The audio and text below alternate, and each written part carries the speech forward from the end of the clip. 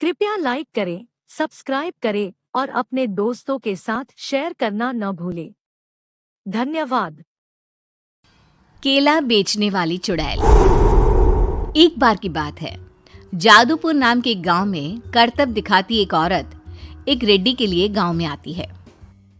आइए आइए मेहरबान कदरदान, खाइए रोहड़ा के ताजे ताजे केले। कभी खाए नहीं होंगे ऐसे केले, पीले पीले केले खाइए। ये कहकर रोहड़ा हाथों में 4 केले लिए उन्हें सर्कल में जोर जोर से हवा में उछालती हुई करतब दिखाती है, जिसे देखकर आसपास के सारे बच्चे अपने अपने मम्मी पापा से उस औरत के पास जाने की जिद करने लग जाते हैं। पापा, ऐसा तो सर्कस में बॉल से होता है ना, ये आंटी तो केले से कर रही है। चलिए ना पापा, देखते हैं। रोहड़ा एक पतली सी तार पर चलती हुई केलों से करतब दिखाती है। आते जाते सभी लोग बाहर रुककर उसके करतब देखते हैं और वाह वाही करते नहीं थकते। जैसे ही एक आदमी पास आकर उसे पैसे देने लग जाता है, तब वो कहती है, अरे नहीं नहीं साहब, मैं करतब तो बच्चों के मन को बहलाने के लिए करती हूँ। धंधा तो मेरा केले का है। पीछे देखो मेरी रिड्डी, जो भी मेरे केले खाएगा मेरी तरह चुस्त दुरुस्त और तंदुरुस्त हो जाएगा। पता चलता है क्या कि मेरी उम्र 55 की है। अरे पर ऐसे ठंड के मौसम में कोई केला क्यों खाएगा? ये ऐसे वैसे केले नहीं है साहब, ये शरीर में गर्मी देते हैं। ठंड को दूर भगाए जो भी रोहिणा के केले खाए। पापा, अगर मुझे केले नहीं मिले तो मैं घर नहीं जाऊंगी। तभी उसके पापा कहते हैं कि बेटा, केले ठंड में कभी गर्मी नहीं देते। ये सब कहने की बातें हैं, सामान बेचने का तरीका है इनका। पर पिंकी नहीं मानती। मैं केले खाऊंगी। पिंकी की जिद के आगे नत्थू हार जाता है और उसे केले खरीद कर दे देता है। पिंकी खुश होकर केले घर ले आकर खाती है। अब मैं भी करतब करूंगी, कितना मजा आएगा। जादुई केले। पिंकी पहला केला खत्म भी नहीं करती कि वो बेहोश हो जाती है। दूसरे केले से एक काला धुआं आता है और रोहड़ा चुड़ैल बनकर बाहर निकल आती है। मेरे भूतिया केले बच्चे न खाए, ऐसा हो ही नहीं सकता। जादूपुर वालों, कब तक बचोगे? आ गई हूं मैं रोहड़ा, जिसका कोई नहीं कर सकता सामना।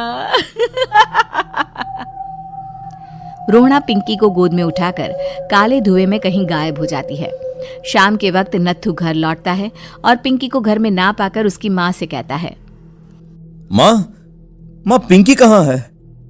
अरे बेटा, उसे तो तू सुबह करतब दिखाने ले गया था ना, फिर कहाँ वापस आए तुम दोनों? मुझे लगा तू उसे अपने साथ मंडी ले गया होगा। हे भगवान, मेरी बच्ची कहाँ गई? मैं उसे घर ही तो छोड़कर गया था माँ।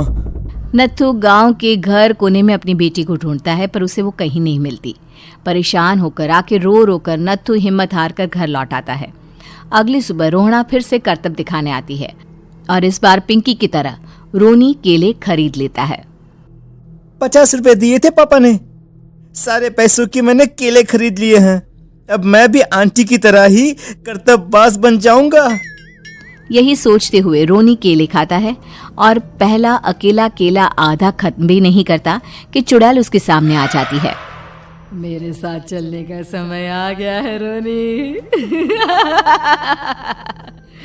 ये तो बस शुरुआत है।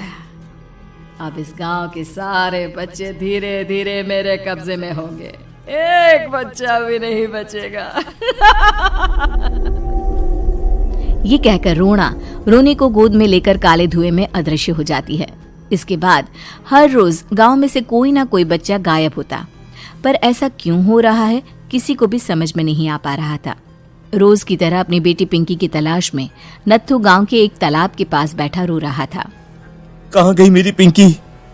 शकुंतला के जाने के बाद एक वही तो मेरा सहारा थी। अरे उसकी आत्मा कोस रही होगी मुझे कि मैं अपनी बच्ची को संभाल भी नहीं पाया।